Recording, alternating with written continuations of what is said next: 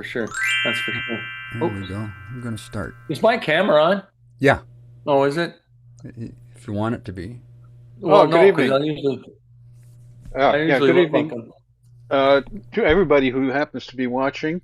Uh, Welcome to this extraordinary chat because usually we're on Wednesday nights, but tonight, because of technical difficulties on this past Wednesday, I'm rebroadcasting. Well, rebroadcasting, not rebroadcasting. I'm actually presenting live again, uh, Scott Simmons. So, um, Simons,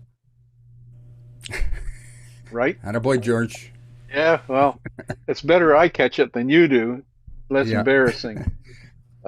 Anyway, I'd like to welcome everybody, and I'm just going to um, fill in a little bit because I want to see if anybody else comes onto the Zoom channel. I'm expecting a couple of people in, but they're not always on time necessarily.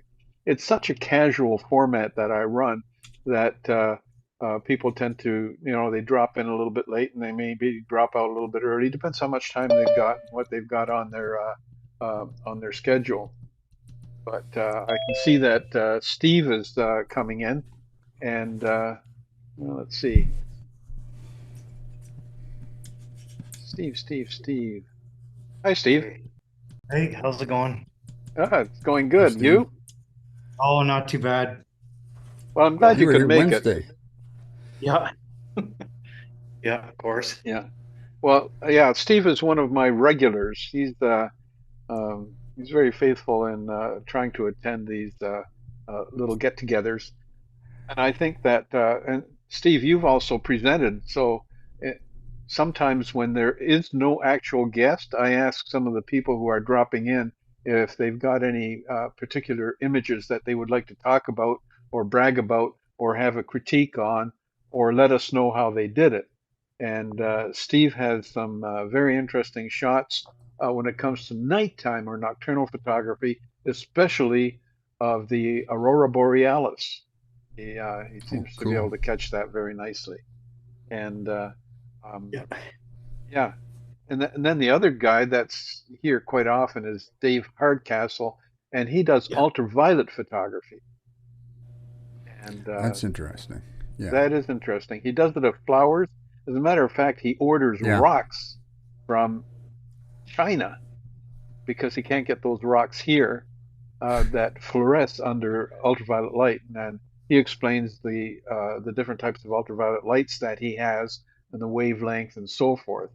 So it's not the ultraviolet that we're sort of kind of used to at nightclubs. It's really specific wavelength ultraviolet light that excites these fluorescing minerals and flowers. Kind of cool. Yeah. Okay. Now,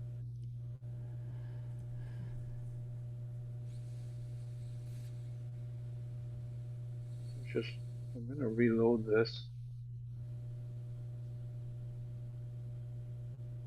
Okay, we're live on YouTube too. Well, I better turn the audio off because that is always conflicting. There. Okay. So that took care of that. And just want to see if we do have anybody coming in on YouTube. Because if we do, yeah, there's one person. I don't know who it is right now on YouTube, but if you are on YouTube, please let me know where you're from and who you are.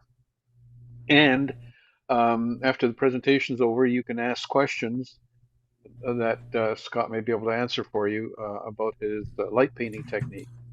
And let's see, I think we can get started actually. We might as well. And then other people, because we had quite a few on the previous, on Wednesday nights, we had like 50 people look at that. And it was very disappointing that, of course, it didn't work properly. But tonight, everything seems to be working good. So I'm just not going to mess around with anything here. Keep my hands off buttons and things. Okay, so I think the first thing I want to talk about is upcoming. I do have an upcoming presenter, which is going to be pretty cool, and that's Daryl Cadeau. And he takes some of these wave photographs on Lake Erie, of all places. And this one he calls The Witch of November. And he has a whole bunch of these really dynamic waves that he photographed. And sometimes he has to be in weatherproof gear and the whole thing. And you can imagine in November it gets kind of chilly, but it's very ferocious waves on Lake Erie at this particular place, which he'll tell you about. So that's going to be on June the 17th. He's going to do his presentation. So I'm looking forward to that, of course. And right now, tonight, we've got Scott Simons, who's a photographer that's immersed into painting with light, and he considers it a performance art. So this is going to be very interesting, and I know that we've seen this past Wednesday, and I saw it full, but anybody on YouTube didn't see it in full, and some people on Zoom didn't quite see it in full. So tonight we've corrected all those problems, and we're going to go ahead. But before we let Scott get going, I just want to talk a little bit about his past. And Scott is a lifelong resident of Niagara Falls, and Scott's interest in photography began at an early age. See? I don't know which button I press. There we go. His first camera was a Kodak Brownie that he bought for $2 at a flea market, if you can believe it. And he took this camera on a grade 6 class field trip to Ottawa. But his father would only let him use black and white film since it was less expensive. Later, he graduated to a pocket 110 camera. And at the age of 14, he was able to make his own money and consequently his own decisions. So he purchased his first SLR. He was hooked. In 1983, he joined the Niagara Falls Camera Club, now known as the Niagara Falls Association of Photographic Art. The rest, as they say, is history. He specialized in close-up nature photography. That was his main specialty back then, particularly butterflies and dragonflies. But that wasn't all. He got into water drop photography, portraiture, fine art studio work that included flowers. For the last couple of years, he's enjoyed rodeo and motorcycle racing photography.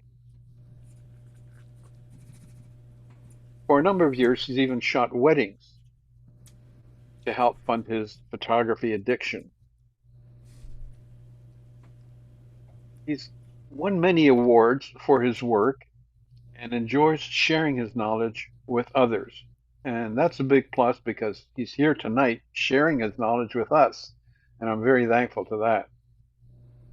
He also keeps busy on the Camera Club judging circuit, as well as speaking to clubs and groups about various photography topics. With his longtime friend, Chris MP, he got into light painting. Now, this was just as COVID was starting. Scott and Chris spent a long time educating themselves and practicing light painting techniques. After all, what else was there to do during COVID? So, Scott will be talking about the equipment, the techniques used to create one-of-a-kind, unique images that he's going to show us. So, with that, let's get into it. Scott, you're on. So, Okay. I'm glad you're here, and it's nice to have you here, Scott. And for the second time around, and thank you very much for doing this again. I'm sure everybody's very grateful, and I know a lot of people that are on YouTube will be grateful to see the whole thing, finally. And with that, I'm going to let you take the show now and get started. But I just want to run for everybody your name so that they know who you are. And by the way, there is a link to the equipment that Scott uses in the description in the YouTube text.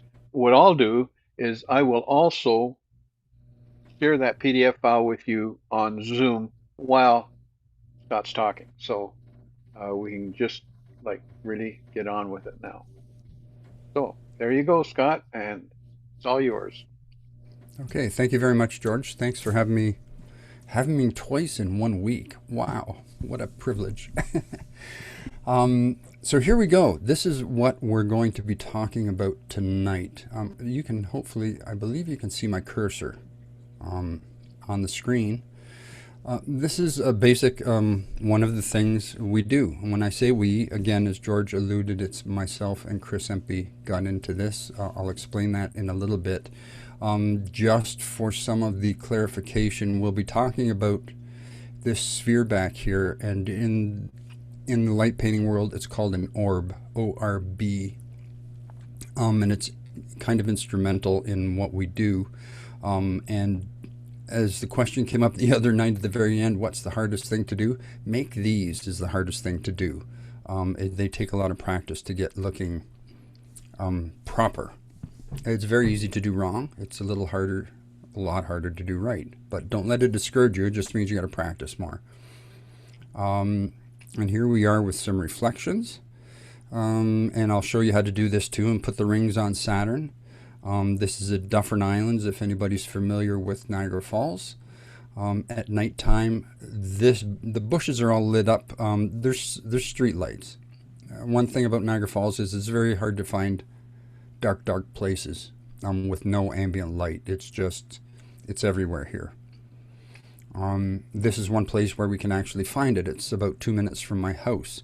It's actually about the middle between Chris's house and my house, and it's a tunnel that goes under 2 railroad tracks, at least 2. And we'll get in there, and it can be. We've been in there with thunderstorms going on and lightning, and we create these pieces and work out the details. You can see this is COVID. She's got her mask on. This is Chris's wife.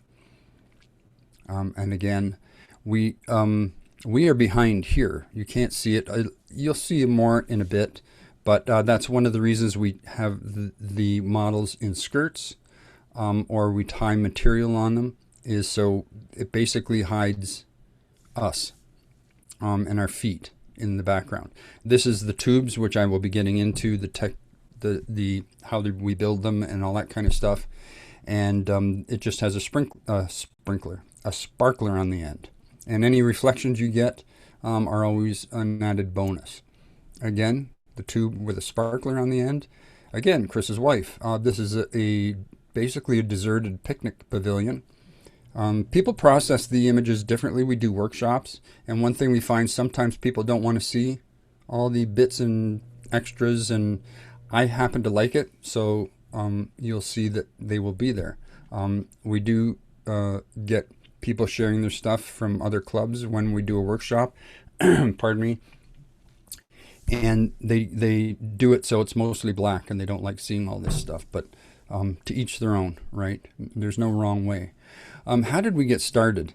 So we'd seen orbs on the internet and always thought, well, that'd be cool to do someday, but I'm not an electronics guy, and neither is Chris. But one of those things, in the back of your head, it's always there. One winter morning, actually it was December of 2019, we were out photographing sunrise at Niagara Falls, the brink of the falls. We noticed somebody was spinning something behind us. And I said, Chris, what's this guy doing? I don't, back and forth, and we go, well, let's go talk to him. We ended up talking to him, and he showed us what he was doing. He was spinning an orb right on the sidewalk beside the falls, and his name is Frank. And he is the maker of the light grenade. That's the name he named his tool. And he was using that to make the orb. And it turns out that he has a company.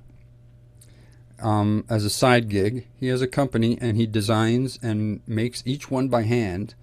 and makes up different tools all for light painting.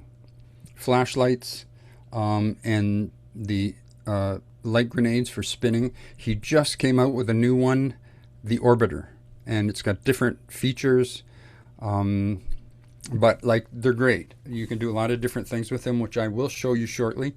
And yeah, so we both bought them and we started practicing because, like, what else are we going to do, right? This is in the street out in front of my house. This is really an important picture personally because this is the first time I did one that turned out. I would go outside. Oh, what time is it? It's 7:30.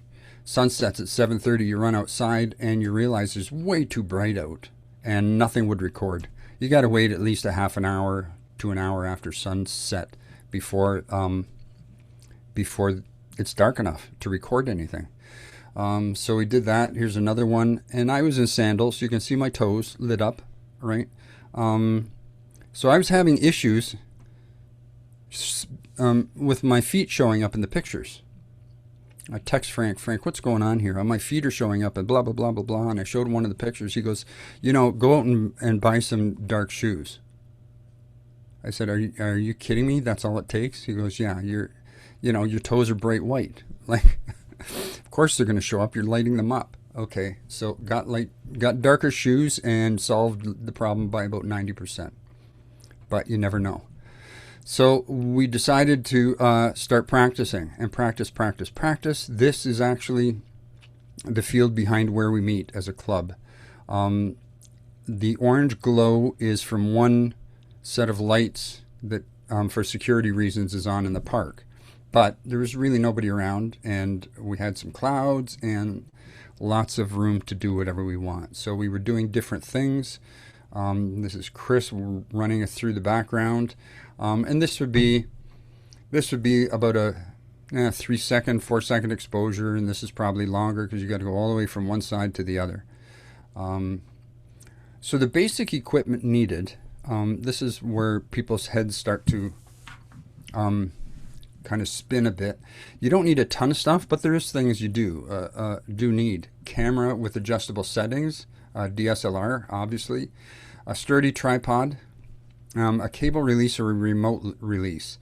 The reason I say one or the other, a cable release is fine if you're at a workshop and you're standing behind your camera the whole time. If you are actually in the picture, which 90% of the time Chris and I are both in the picture, we have a remote release where we can, and we have the same model, which I'm going to have a picture of shortly, and we're on the same channel, so one of us can do fire the cameras, so we both get the picture. So that was a huge idea, and I believe I checked the price on them. They're $60 for the ones we recommend. So that's great. You also obviously need a headlamp and flashlights. And when I say flashlights, for two different reasons. Sometimes you need a tiny little one if you got to make an adjustment on your camera, and sometimes you need a flashlight, a brighter one, to walk into where you're going and back out to your car. And you also need a very higher level flashlight to actually do the light painting with. Fluorescent tube color covers. So what we have is, and I put them down, as the tube is here, but we've filled it with stuff, but the tube is actually very light, very soft. It's a polycarbonate T8 tube guard is the technical term, and it's on the PDF that Jorj will share with you. It's made for a T8 tube, which is the 1-inch tubes. It slides over the tube and covers it completely.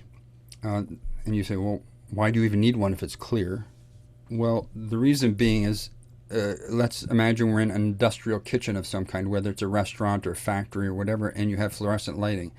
I think everybody somewhere at one time or another has seen a fluorescent tube pop for no reason, not because you dropped it, just because it did. And when they do, it's a million little shards of glass rain down. Well, that's not good in a kitchen or just about anywhere. So you put these on, they're between $10 and $15 a piece, and you put them on, poof the tube pops, and it's all contained within the tube. Okay, within the guard.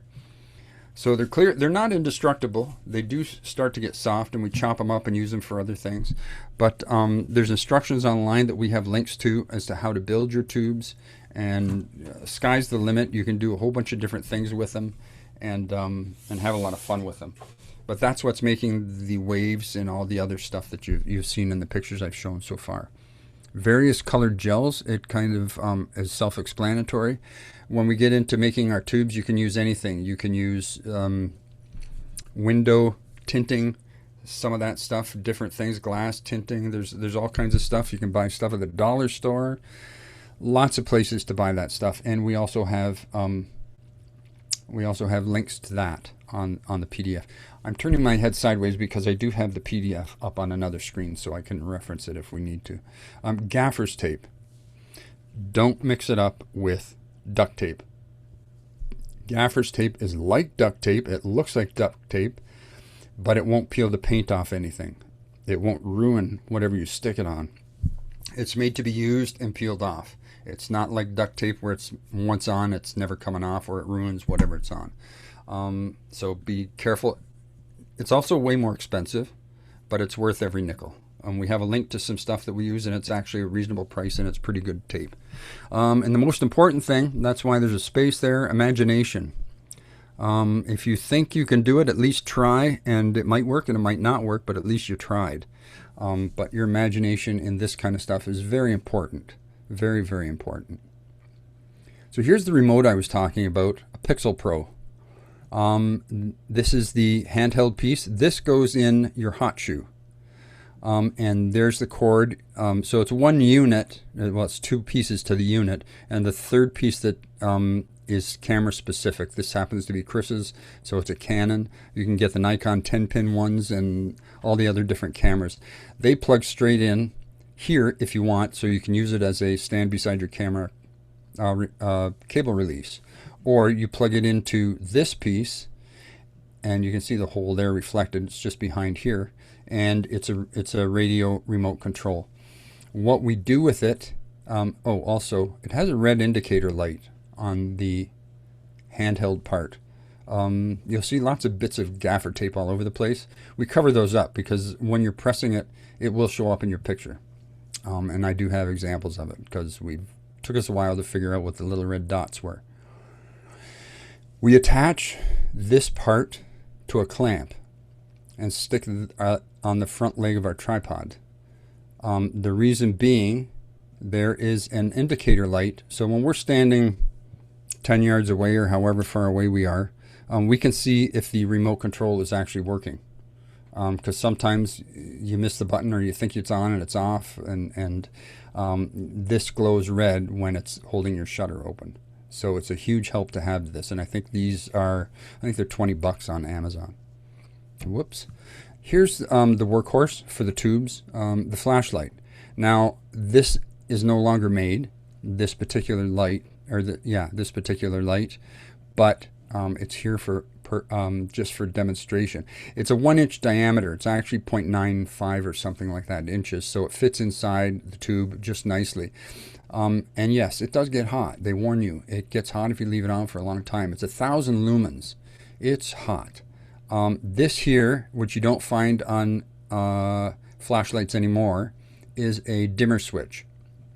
And if you turn it all the way up and then click, it turns into a strobe, which you will see later on also. This piece here is an add-on, this trigger piece here. These are momentary switches, so as you hold them, the light's on, you let go, it's off. It's the regular back unscrews, and this screws on. So, and I was telling last time the story as to what this was invented for, and I'm assuming it's coming out of the States, and these flashlights all come with accessory gun mounts. Okay, so you strap it on the side of your gun, and this is in the front hand, I'm assuming, and then you light up what you're doing at night, and boom, pull the trigger with the other hand, and then you let go, and the light goes off. And that's how they're sold. That's what they talk about when they're selling them. Some of them are magnetically attached. This one screws on. We stopped using these really because the wires in them are so fine and you're twisting all the time. You're twisting all the time, and it wears those wires down. It breaks off in here on the little switches and the PC boards in there, and it breaks off in here.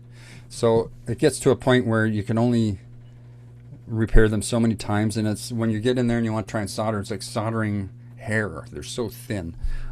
So we've figured out how to do it without this. This makes it easier, but we don't use it really much anymore. It's unreliable, and they just break too much. I've got like 3 of them, and neither one of them is very reliable, that's for sure. This is the light grenade. This happens to be Chris's. So for scale, this is approximately the size of a tennis ball. Okay, it's a hard plastic. There is a battery in it, so you recharge it on a USB, and there's a little backup in here. There is a little hole that the cord goes in, and it doesn't take too long to charge.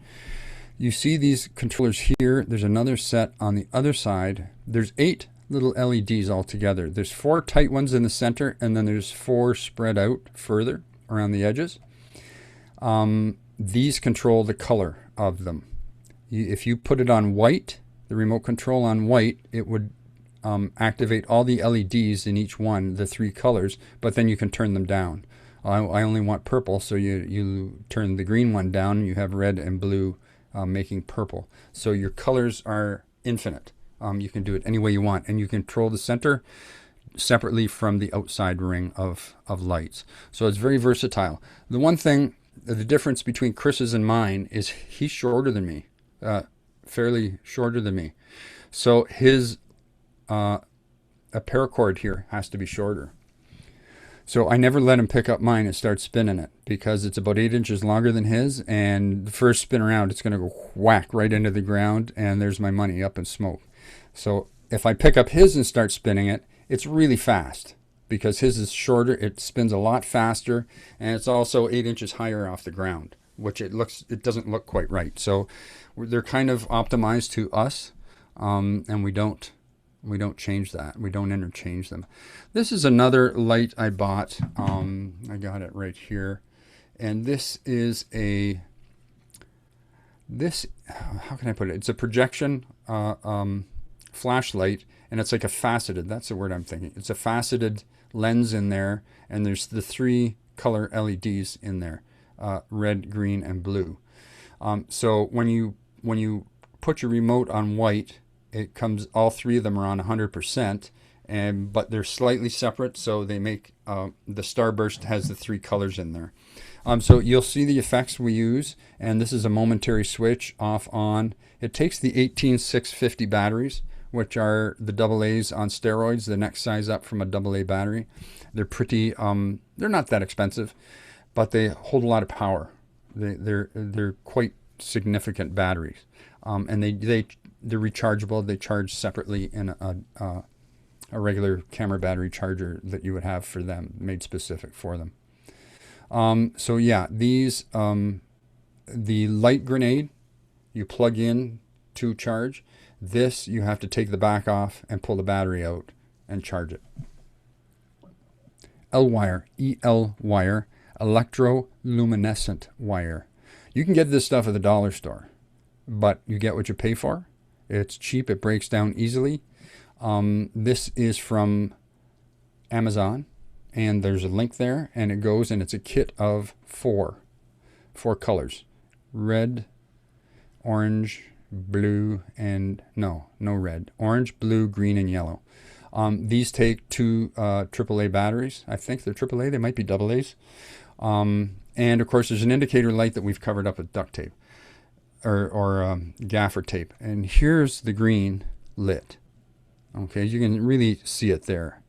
And it's strange stuff because it's not like LED tape where there's a little LED like every half a centimeter all the way along. This, you turn it on, it glows. And if it's too long, you just cut it off with a pair of scissors.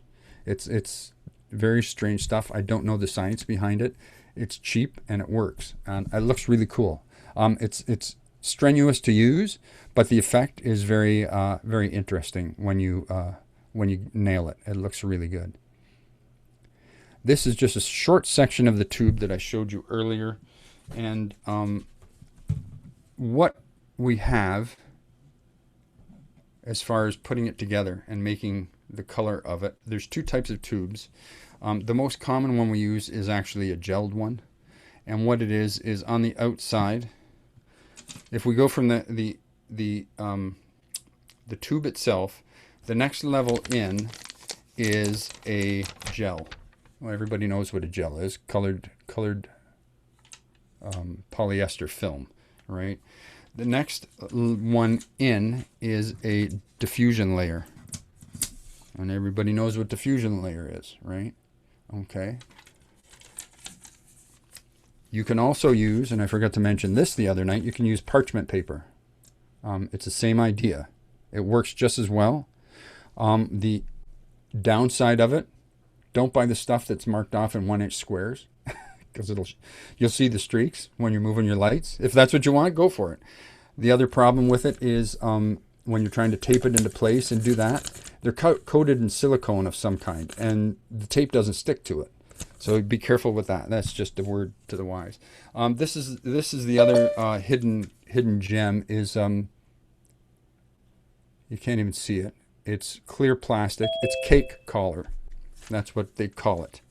So you buy an expensive cake, and so you can see you're getting your money's worth.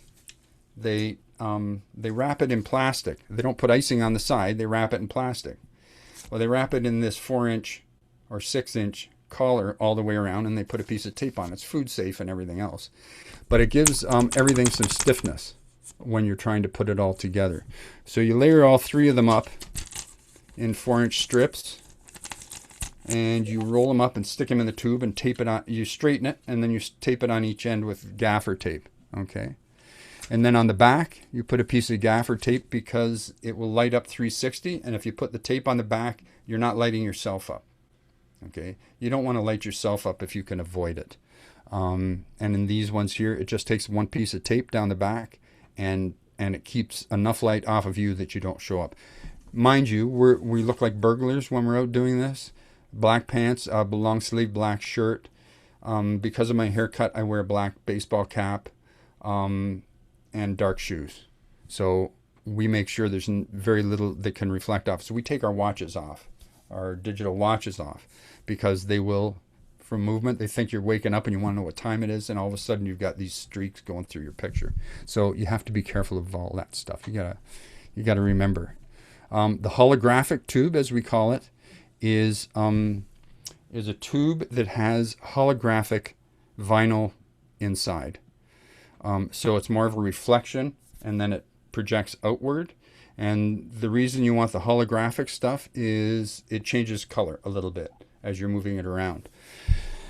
That is one piece of cake collar, 4 inches, and a 2-inch piece of the vinyl down the center. And by the vinyl, I mean like the stuff you would use for a Cricut cutter. And you can buy that in sheets, 1-foot sheets, and cut it up in pieces and stick it down, or you can buy it in rolls. There's different ways you can do the whole thing, right? But you get it's a different look. It's not better, it's not worse. They're brighter for one thing, but it is a different look, and it just adds to the repertoire. I've got like 20 different tubes that I play with for different reasons. Oh, let's try this. This will go with that, blah, blah, blah. So, yeah, so you have the gel tube and a holographic tube, reflective tube. The end caps are another thing.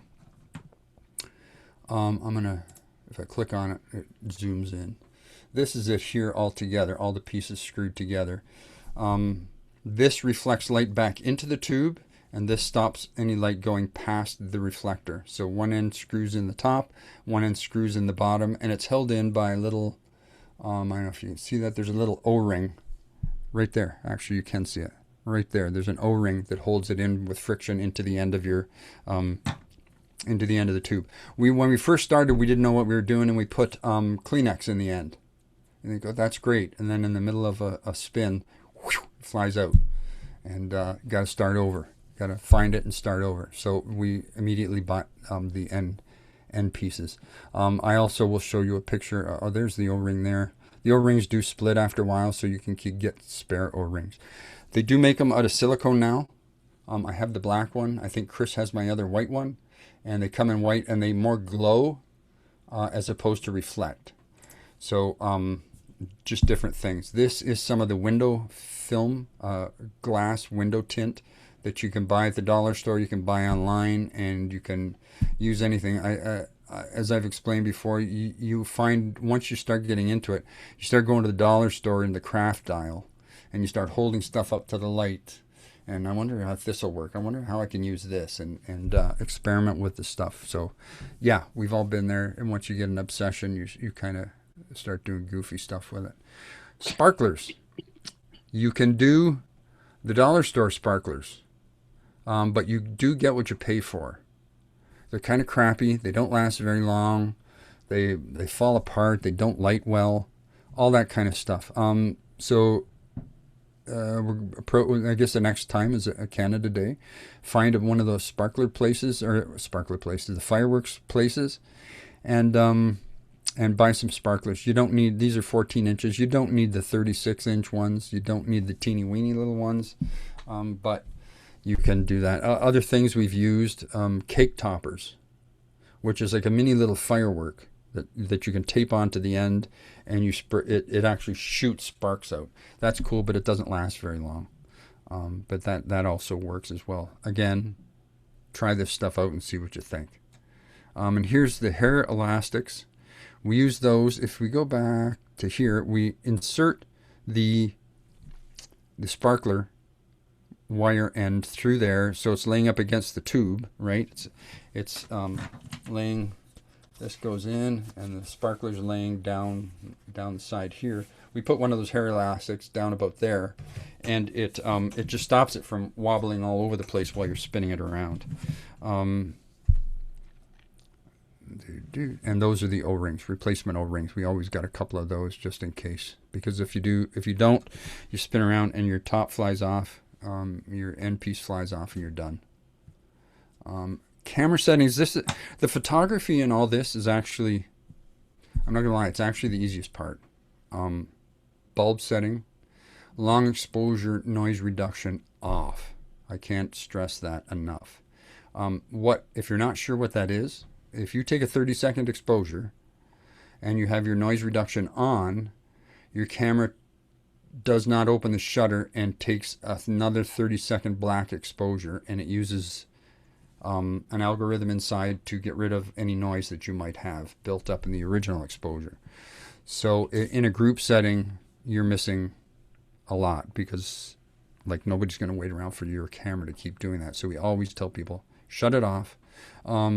The manual exposure settings, ISO 400 at 5.6, that's going to keep you right in the ballpark. You may say, I want it a little brighter, a little darker. Well, turn the ISO up or turn it down. Don't get less depth of field, because we always go from the same spot when we're doing this. You don't want to kind of screw yourself on depth of field. But ISO 400, 5.6 will get you there. Manual focus. Focus with the flashlights on in auto, and then just turn it to manual focus and don't touch it again for the rest of the night. You'll be fine. That's how we do it. So here's, obviously the main thing you want to see is, now that you know what equipment is, you want to see how we do it. So this is how we make the orb. We have something on the ground. In this case, it's a tart tin I dug out of my recycle bin, because I wanted it to show up on camera. If I put a piece of black tape on there, it's kind of pointless. You're not going to see it. We start swinging it around, and every rotation goes right over that spot.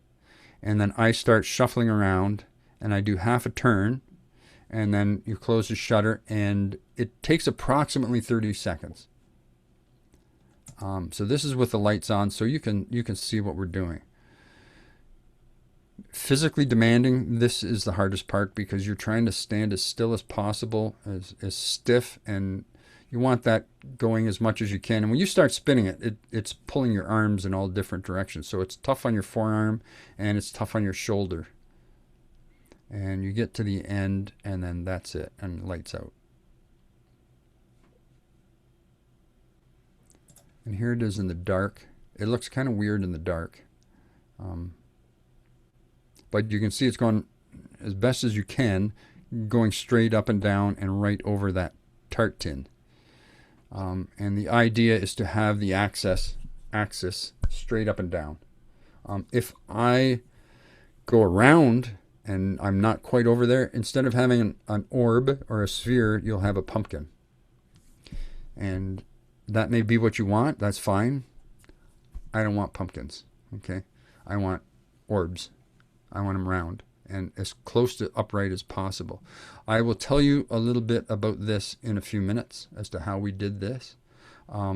It just adds something, and it's a nice color combination with the teal and the magenta there. Adds a little depth.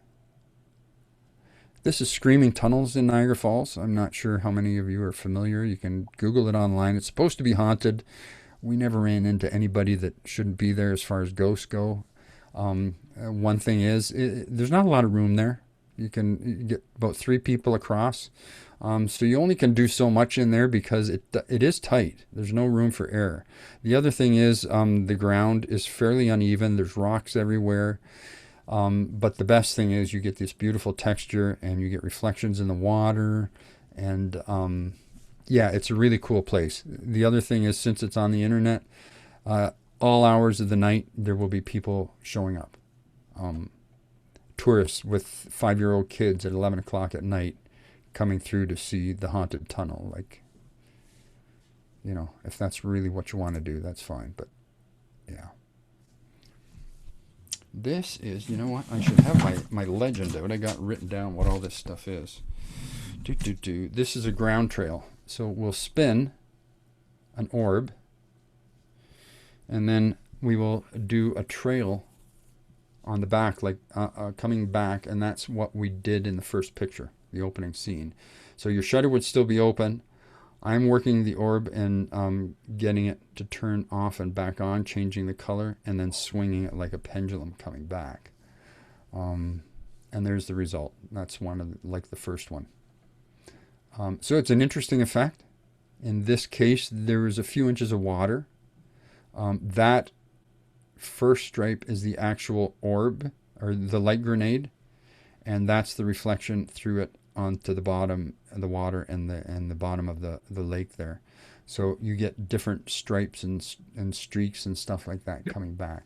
So that's why there's a gap between spinning and coming back. You can do that. You turn around and you can change the color in your chest. You hold it down, change the color, and then drop it, turn it off, drop it, and then swing it back just above the water or sidewalk or whatever you're doing. And you can get a little crazier and come up a little higher. So yeah, there's, like I said, imagination. You can't screw it up. Just do it any way you like and see what works. And then if you don't like it, change up. Here we are creating a corkscrew.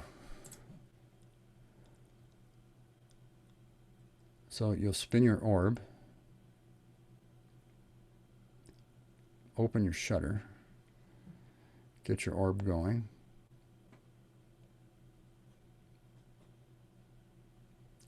And then when I get all the way around, instead of turning anything off, I just walk towards the camera.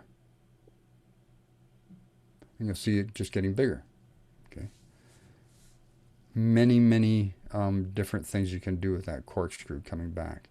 In this case, we spun a strobing tube and we came back to the camera. In this case, what would have happened, if I can remember, probably one of us spun the tube and did the spokes, and then with the other person behind, and then we'd switch positions in the dark, turn the light grenade on, and walk towards the camera, swinging it around, and you get a corkscrew coming out of it. And this was actually this light turned on just for a second. That's the light I was showing you earlier. That's made out of the electrical conduit. And we also, Chris has a UV flashlight, and some of the stuff, some of the graffiti fluoresces and glows in the dark. So he lit that stuff up, and you're getting reflections, and you're getting these starbursts, and so you're getting a whole bunch of different things. The next is bring the corkscrew, an L wire. This is how we do the L wire. You'll see Chris comes in and starts throwing it. And you go, well, that seems kind of stupid until you see the result, because it doesn't make any sense. And he's not getting in my way until I'm done. So there's no way of showing up as a silhouette. And then he moves into the center. A lot of times we'll just spin the orb and move out, and then he comes in. And this is what he's doing. He's throwing it. The trouble is it weighs almost nothing, and you're trying to throw it the whole length of it and uncoil it, and it gets wrapped around your legs, and it does all kinds of different things. But when it works, it works. Okay. So we did this with the Saturn rings, and then we have all this all over the place, and it comes off, especially the green one, it comes off looking like some mysterious fog, right? If I asked you how this was made, it wouldn't, the previous video wouldn't make really any sense. It doesn't kind of go together, but once you see how it does and the effect it gives you, it's like, wow, that's pretty cool. I remember the first time we saw that, that was really amazing. This is how we add Saturn rings. Okay, this is a dog leash I've got. I attach onto the end of the leash, I attach my light grenade. The thing you got to be careful here, and I almost did it, you'll see in the video, is I've spun my orb, and then I get down, and this is all done in the dark, and I get everything untangled and snapped on, and I start spinning it, and you can see I'm really close to my curb, and I'm really close to the ground, right? So then I forgot, and I got to turn it on, and so I turn it on, and you do 3 or 4 loops, or however many you want, and then you turn it off and close your shutter. And make sure it doesn't come around back and hit you in the head, because that would hurt. So there you go. There's the loop, few 3 or 4 there, and then the L wire in there, and with also that. So that took a bit of coordination to get it done. And there's Chris on his front lawn. And you want to get your neighbors out. You want to meet your neighbors. Do this on your front lawn. They'll start peeking out the curtains. Curtains will move. Blinds will open and close. You may get people come out in their porch and, what are you actually doing? And show them the back of your camera. Oh, that's pretty cool. Yeah. So this, we call it the highlighter. So, and this is this flashlight. Whoop. And since it's standard electrical conduit, here's a piece of conduit about, I would say about 1 foot long. It goes together, right? You turn it on a certain color, and you just draw with it. So Chris is doing that in this example, and then we'll show you at the end the result. I like the effect, and I said it looks like somebody took a highlighter. You printed your print, and then somebody just took a highlighter and wrote all over everything. Right? Like a teacher marking your paper. There's the result there. Of course, the black pavement, it's going to be darker. The white or near white garage, it's going to be brighter. So yeah, it's a cool effect, and you can do a lot of different stuff in different places. Yes, you can overdo it. Yes, you can use it too much, but it does work pretty good and looks pretty cool, right? What is this? Here, this is one of this is the end of the tube. If it tips a little towards the camera, the red light inside will show up. Okay. If you keep it further away from the camera, you won't get that, and that's what that red striping is. The little lines in there. It took us a long time to figure out what that was and how we could go about doing it. Probably a shot of black spray paint in there, so nothing's reflecting. Flat black paint inside would stop that. It just adds to it. It's just something weird that people look at and go, wow, what really is that? And actually, yeah, I've probably got the light in my hand, and Chris is behind me spinning. We did this when Frank was having a 5,000 follower contest. He hit 5,000 followers on Instagram. So we had a contest. It had to have 5,000 in it. So we did all this different stuff. This is making the highlight blue. We use that tool. You just swing around in an arc, and it makes it. Remember that one I was talking about earlier that had the magenta boxes around the orb? That was done with the highlighter tool there. And we turned it red, and we wrote 5,000 on the wall. Difficult to do because you don't have any bearing of space. So you think you're getting it right, but it took us a while to get it so it looked decent. And then you pull the conduit off, and you just boom, boom, boom, and you shoot these starbursts all over the place. That was cool. It was fun. Painting the walls. So this here is the same tool. Instead of making starbursts, we just wash the walls, right? Oh no, that's the next one. This one is the starburst, and that's what we do. You just point it and hit it for a few seconds, whatever you think works, right? And that's what we do. I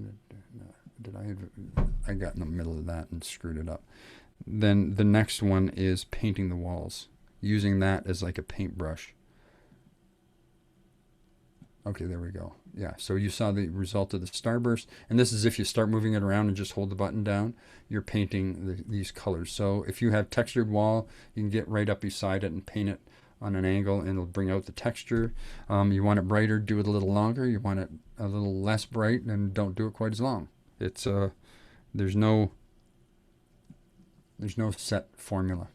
Here's a little bit of everything going on: spinning an orb, trail back, starbursts, and lighting up the fluorescent graffiti. And you can see how much ambient light gets thrown off, and that's what I like. It lights up the texture really cool. Let's get into spinning the tubes. As I said before, and I was surprised at this comment I got, we did a workshop with some people in our club, and we spun it, and then somebody said, well, how where's the stand? I go, what are you talking about, stand? Well, obviously you clamped it into something and spun it to get a perfect circle. I said, there's no stand. That's called practice, and practice and practice, and you end up being able to do a perfect circle. A little harder with nobody in front of you, but generally there's a model in front of us, so you landmark on her back somewhere, and then you do this. Turn it on, go, and let it fall down the rest of the way.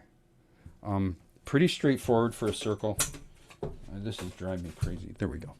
And but it works, right? It's a pretty round circle. This is why we have skirts and material to tie around the model, so we don't get this double bar or any hesitation at the beginning and end before we get it off, and you end up with a bright light.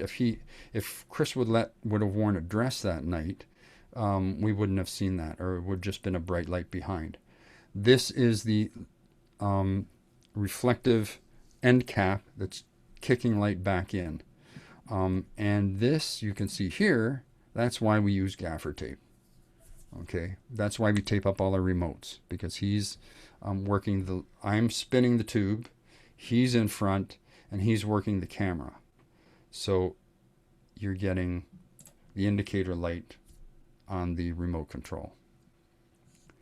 This is what happens when you take the cap off. Not right or wrong, just different. So it starts drawing lines. So if we were in the tunnel, a square tunnel, it would draw a line like that on all four walls. So you would have a circle with a nice box around you. Again, just a creative tool to use if you want, right? Not wrong. Again, not wrong. And this is spinning a tube with a model, which is basically what we were doing before, right? With the lights on and the lights off, so you get an idea. So we would call open, and we would open the shutter, turn the light on, and give it a spin. Okay, and that's more like it. It throws a lot of light, and you pick up a lot of different. And one thing about graffiti is nice; it's always changing, right? This is at the School of Horticulture here in the Falls, and this was an engagement session for this couple.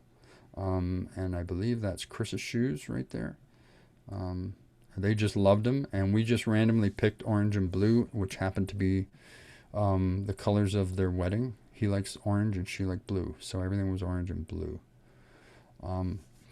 So this is what we call a dipsy doodle. And you say, well, what is a dipsy doodle? And that's something we made up.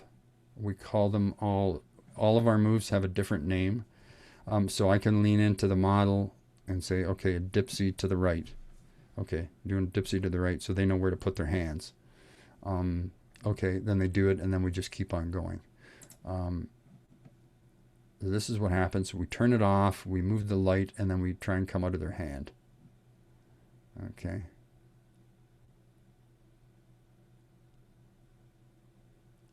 In the dark. Swish, swish. There you go. And that's the result. A lot of different uses for this. This has a black streak in it because we put some gaffer tape on the tube. And if it covers up the light, it ends up being a dark line. This has two colors and a collar in there that is black. So, and also this is Chris's wife, and everybody says it looks like something from Star Wars. Yeah. This is his wife again. One of the reasons when we started out we used Chris's wife is she studied dance for many years, her whole youth and into her adult life, and she took ballet. And if you want to get somebody who knows how to pose, hire a ballerina if you can find one. In this case, we had no end cap, and there's the square I was telling you about. You draw a nice square, and you keep your dipsy low enough that you won't go outside the square, and you're perfect behind the model, and you end up with a very nice picture. This we call a fan, and we do it with lights on, and then we do it with the lights off, so you can see the results. Honey. Start off low, Um, and come back and go up. I usually end up doing those mostly because I'm a little bit taller, but sometimes I hit the top of the tunnel. Just occupational hazard, right? So yeah, that one's kind of cool. And here we are. This is Chris's wife again. She's on some cardboard to protect her feet. And there's a car going by in the background. And here we are practicing back out in the field with different colors and different spots. That's the engaged couple again. Engagement. So this one here we call the wave. And it's just kind of, I think it describes it pretty good. The idea is to be aware of where you are so you don't trip, because you're walking backwards. It's easier to do it walking backwards, I find. You can do it walking forward. It just, I think this one's with the lights off. Yes.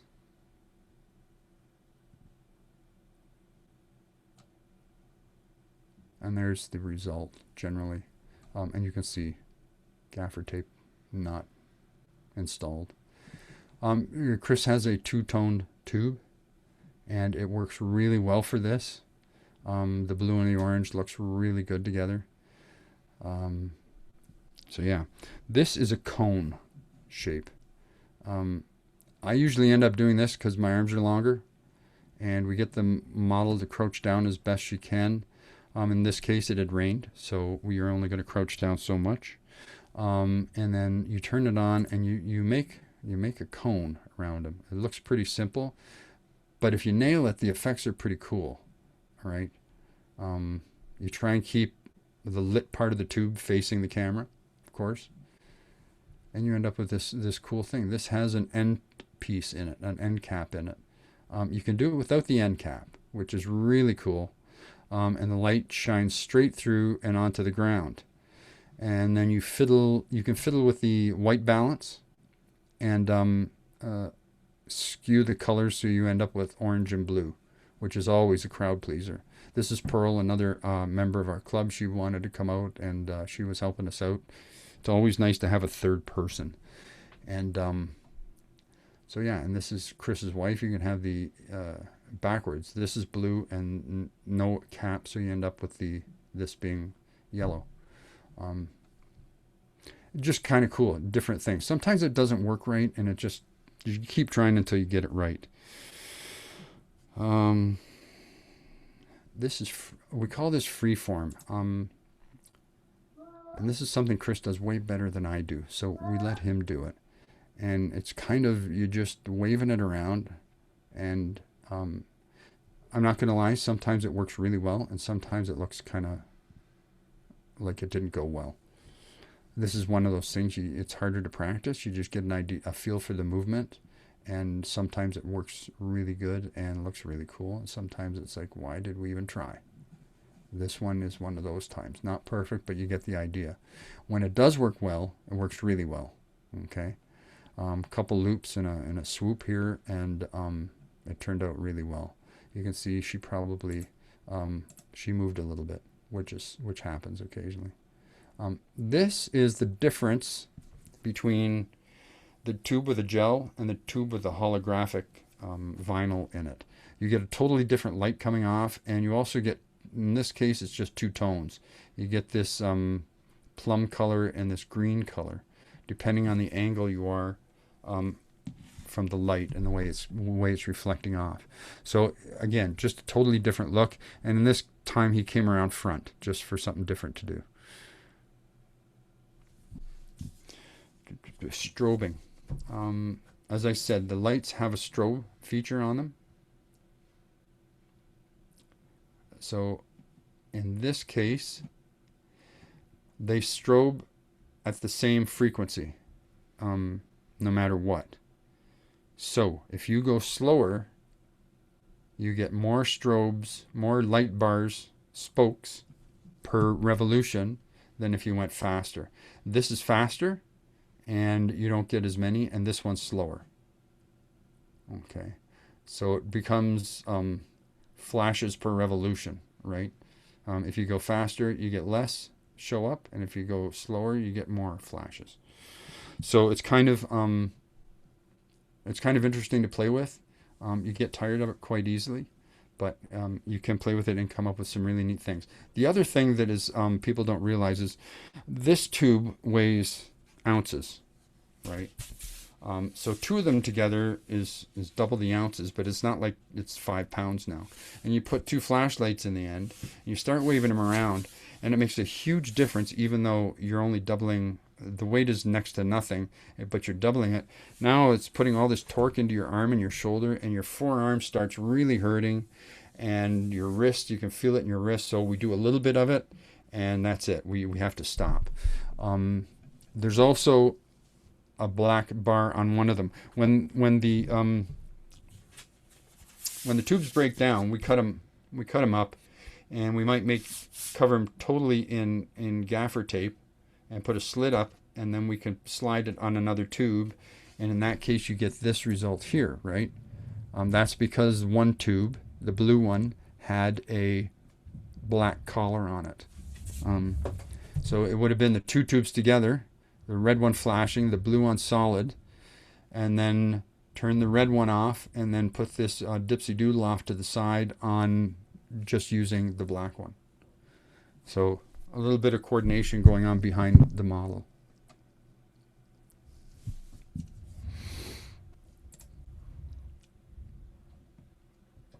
And you can see the bar in it. And you can see the effect of having that bar on with two tubes. Okay. And more of the same, flashing in two tubes, I believe. Flashing in two tubes. I'm starting to fade. Flashing in two tubes. You'll see which one is. And if you look, the blue has the bar on it. Okay. And of course, there's not a picture of it. But if you put them on together, you get double colors showing through. Okay. And the colors start mixing. You have the orange, and then the orange and the blue make this kind of purpley color. So you can there's a lot of different things. There's the tubes together, There they are. That's the picture that should have been next. And you have the blue one flashing. Now, the red one's on all the time, showing through the black bar on the blue tube. Lots of different combinations and ways of doing it. Here's an anatomy of the two tubes. Just seeing a little closer. There's tape up at the end. Then there's a black collar in the middle. And down at the far end, yeah, see that slides. And down at the far end, the tape is around the flashlights, holding them together. And then you have the two switches taped together. We don't do that anymore because pulling the tape off destroys the switches. So we stopped doing that way. We do it basically a different way. You can also use two tubes separately, two different colored tubes separately. In this case, you would do the blue first, and you would have the red tube leaning up against her back, right on her butt crack or her lower back, holding it, stopping it from falling. You don't want to be dropping your flashlight too many times. And then you would do the circle, then you would switch lights out, and then you would turn it on, and you would do one and turn it off again, and then move over and do the other one. And hopefully you have a good model that can stand still long enough. But the effect is very good when you pull it off. It looks really cool. In this case, there was nobody's back to lean it up against, so the tube is right there. And did the orange circle, and that's the orange tube, and then you do two blue things off to the side. So we're down to a sparkler. The thing with a sparkler is you can't turn it off. Once it starts, it goes for 40, 45 seconds, whatever it is. So what happens is you just keep going and doing different moves and movements with it. And hopefully you're opening and closing at the right times. And you'll hear one of these with Chris saying open, close, open, close, open, close. And hopefully you get some pictures out of it. You're not going to get them all. Nobody ever does, but you'll get most of them. And yeah, it's kind of neat because you got your X number of seconds and you got to get it all in.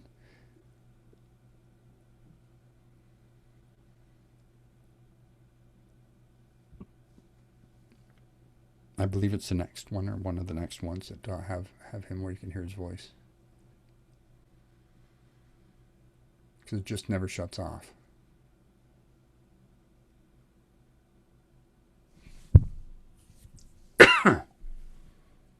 And the cool part is what happened there were little bits fell off. You get these flyers and these streakings that go off to the side. That's always interesting. Yeah, it's pretty cool.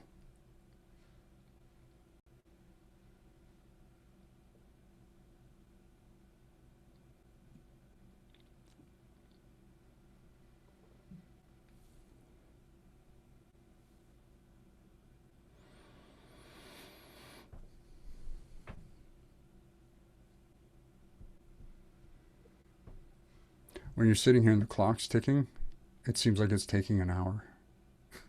But it's really only about 45 seconds. One thing I didn't say and I forgot to mention, we didn't come up with this. We found out about it and did a lot of it ourselves. There's a guy in Montreal, Eric Pare, P-A-R-E. He has a whole website about light painting. And the links are in the PDF. He also has a YouTube channel. He's got about 300 videos on how to do all this stuff. He's got some on do-it-yourself, building your tubes and everything else. And him and his wife, Kim Henry, they do all this stuff. They sell all the tubes pre-made if you want, but you're also paying shipping for a 4-foot tube. So it's going to get up there. It's going to affect the price. He also sells the pieces, and you just got to buy the tube and put it together yourself. And he's got videos showing you how to do that. So I failed to mention that before I should have. But there's links on here to his site. He sells flashlights. He sells bits and pieces. He sells the end caps, different kinds of end caps, the O-rings, all different kinds of stuff on there for light painting. And that's on that PDF. So here's the results of what Chris was doing. And I'm got my hands in my pouch of my hoodie, working the clicker and getting turning the camera off and on. And here we are in the tunnel. Hot night. Chris has shorts on, lighting up his legs. I was sweating my rear end off, and I look actually like I'm done. Like this would be the last thing I would do. But you can see these. It's a nice one. You can see these sparks coming off, and which is a real cool effect. And it throws quite a bit of light. You'd be surprised how much light a sparkler throws. This is with his wife doing a nice pose. I'm not looking fed up like I was. And we did this couple. We did with a sparkler, and I put this picture in here because of this, because it just that looks so cool there. We stepped out of the woods, out from amongst the trees and the dry leaves onto the gravel and the path. Just we don't need that kind of attention when you're out at night throwing sparklers around. Didn't need any fire started. I'm back in here, even though there's a lot of leaves. We do have water with us, so we would get to the fire pretty quick. But we've never ever had an incident like that, so we don't have to worry about it. This is his two-colored tube, and it's a bit of just the anatomy of the tube. He had a bunch of different colors left over. So he took them and taped them all together and then put a piece of gaffer tape around the one section and more blue, and you end up with really a really nice look when you use it. This is a people pleaser. Whenever we use this tube, people get all excited. They do really like it, right? That's just, even with a circle, it just is a nice pleasing combination of colors. And of course you can tweak them afterwards in post and get the exact color you want, but you're getting complementary colors with the nice blue and the nice orange. It just looks really good, and it looks really, really good when we do this wave. So the way this works is you do a circle first in behind, and hopefully your model stays nice and still. Do your circle first, and then you take off and do a wave up the side, and then you run back behind the model and you do another wave up the other side. And what we're looking for when we're doing this stuff is symmetry. We're trying to get it all to end and start at the same time. And you want this one to look almost exactly like this one. It's never going to be exact, but this is very close, right? And it's just a crowd pleaser. We always get a lot of oohs and ahs when we do this. And it's just something we came up with on our own, practicing around. Again, imagination is the limit.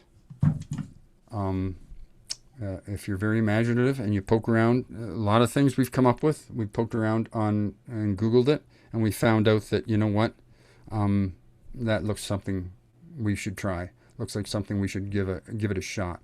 So we tried different things. This is back at Screaming Tunnel. This is Pearl again with her witchy boots on, and a dog leash, a whisk from the dollar store, stuff it full of steel wool and light it and start spinning and start shooting. Reflections, bouncing sparks, everything. Very easy to do. Be careful where you do it, because you are throwing a lot of sparks, right? And you are drawing attention if you're out in the open. But this, I thought, turned out really well, because you can see how many revolutions it is, and it really does a nice job on the rocks. And if you went straight up and down, you just get the shape of the tunnel you're in, and a little less. This is the tunnel. This is in here because it is the reflective tube, the holographic tube, and it's just, like I said before, we used it before, and it just has a totally different look, and you have multiple colors in there, and that stuff always kind of has a bit of a texture to it. Here we are doing the two-colored tube with a nice black bar in it down at the pavilion. And this, we're just trying different things, coming around, experimenting, right? And you can see us back in there. If you really want to get excited about it, you can get in there and clean it up. And you can see we don't have a ton of room. That's a 4-foot tube, so it looks like it's about 10 feet wide, 10 or 11 feet wide, the tunnel. Not very wide at all. And this, we went crazy. This one here, I don't do it. Chris does this. You got to be bent over at the waist, and you're holding You're holding the tube horizontal, and you come basically back towards the camera like a flying carpet, we call it. And you hit one of these rocks, which I would hit. I'd trip and I'd take your camera out. So I don't do it. That's me standing there watching him do it. Just, it wouldn't end up well. Cemetery is always nice, an old cemetery. Put this back in here, and we used the light purple and flashed it around to kind of turn this rock purple, and you can see our tripods are right there together. This is the cone again. The orb. This is one tube on strobe. There's a piece of clear plexiglass, kind of spade shaped, or not sure. It's not round. I don't know what the shape is. A little pointy on it. And you stick it in the top, and it gets lit up with no end cap, and the light reflects off it. And because it's on strobe and it's moving, it makes a little blur at each one. And then you tweak the color, and you can make it any color you want, and it ends up being this bluish color, and it's a really cool effect. Again, just playing around. Again, we've got the nice trails coming off and going up. In this case, going this way, and it shoots up, and nothing coming off, just different things. I said you can't really do it wrong. This is on a holographic tube with two pieces of tape on it, or two little black sliders on it. And you get a little goofy when you're doing it because we're missing a real model, so you end up with you get what you get. This is two tubes flashing. Both are flashing, and if you're lucky, you get it just out of sync enough that you get another bar in the middle. So you get one on, that one on, and then there's a space where nothing's on. So that kind of turned out pretty cool. Chris's wife again. This is very, very, very thin material. It's bridal something or other. So it's extra thin, and as soon as they add the word bridal to it, it's more expensive too, by the way, just so you know. They sucked me in. They must have saw me coming when they did this. This is something, now we do it slightly differently. The girl will do a sideways, hold the gun like Charlie's Angels or James Bond. We call it the James Bond move, and it's usually something we nearly finish with, and everybody thinks it's great. And you just come out 3 or 4 times to different cameras in the group, and you end up with we always use blue, and we come back with whatever color. And so how it works is Chris and the model. Chris will be behind the model. The model, Chris, he'll do a circle. They'll run off to the side or behind me. I'm right behind them spinning. And then as soon as they're out of the way, I turn it on and I start walking. And that's what makes the corkscrew come. So it takes a bit of coordination. We got to talk it out so we don't, we're going in the right direction, and I'm not swinging this thing around and going to hit you in the head when you go by.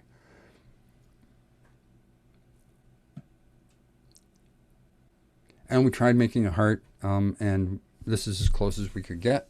Not easy to do, but yeah, they thought it was cool. And again, I showed you the other one where it was backwards to this one.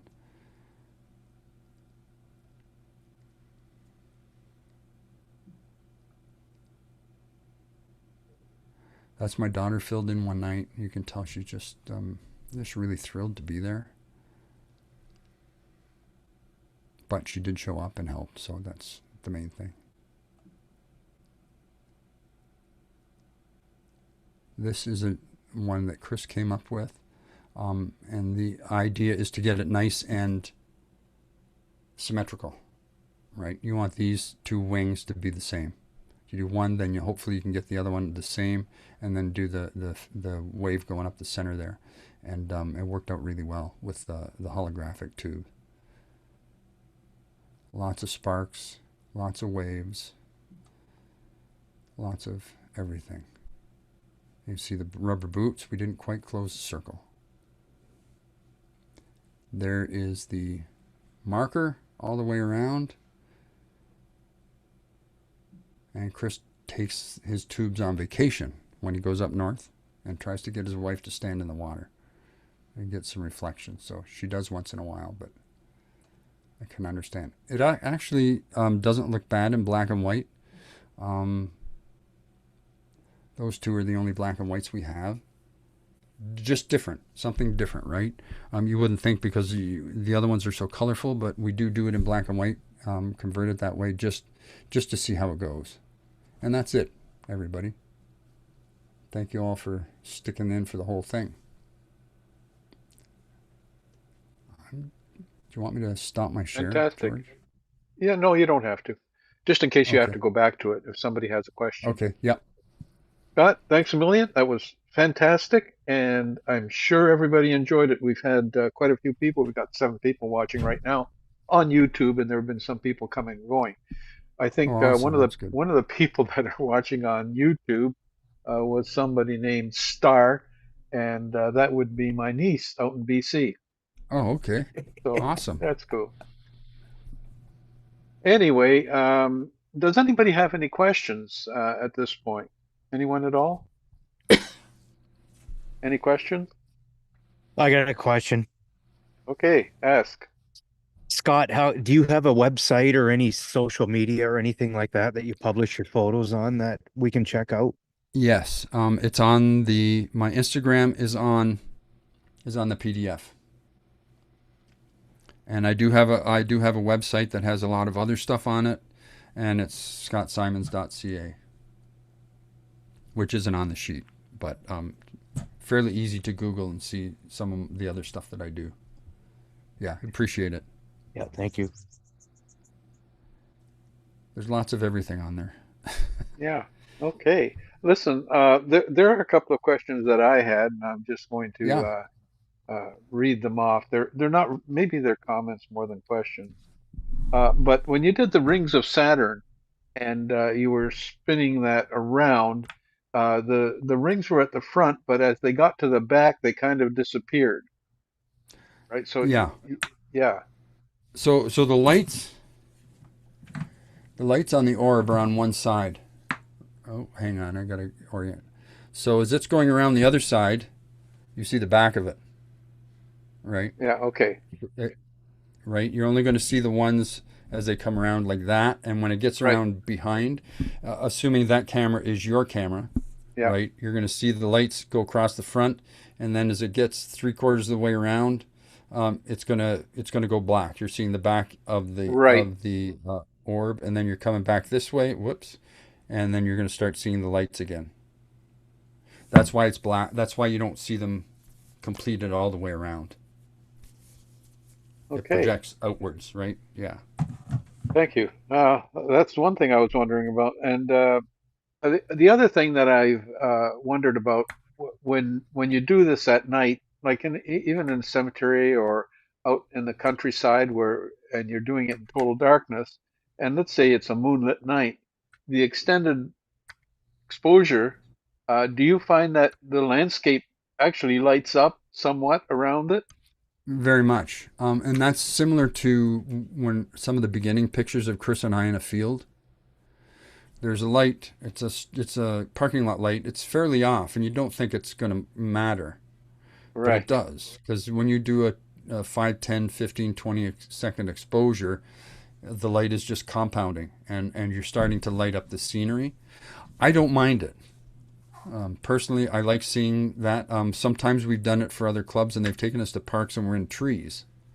So Yeah. the light from the tube lights up all the branches and everything else, and we will see people post on Facebook or something like that, and they will tone that down. Right. When I process my pictures, I bring it out. Right. Yeah. I think it adds Neither to one's it. wrong. Yeah. Yeah, neither one's wrong. It's just a different, salt and pepper to taste, I always say, right? Everybody has their own way of doing it. Okay. So we just have somebody here. And I know there's some stuff in the chat, but I don't know if there's any pictures or any questions.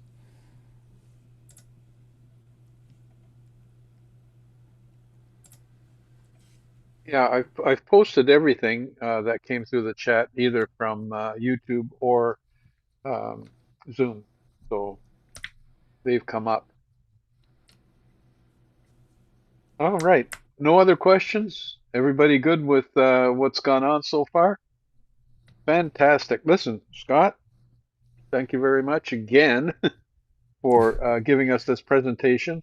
And this time it was successful. Thank you. Awesome. So Glad to with do that, it and yeah, yeah, enjoyed it. we appreciate it. And of course, it'll be on YouTube for you to either share with anybody, or if others want to see it again.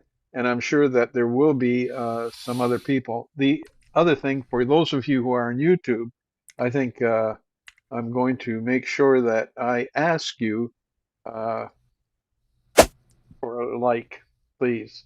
If you like this presentation, please do that. And also um, subscribe.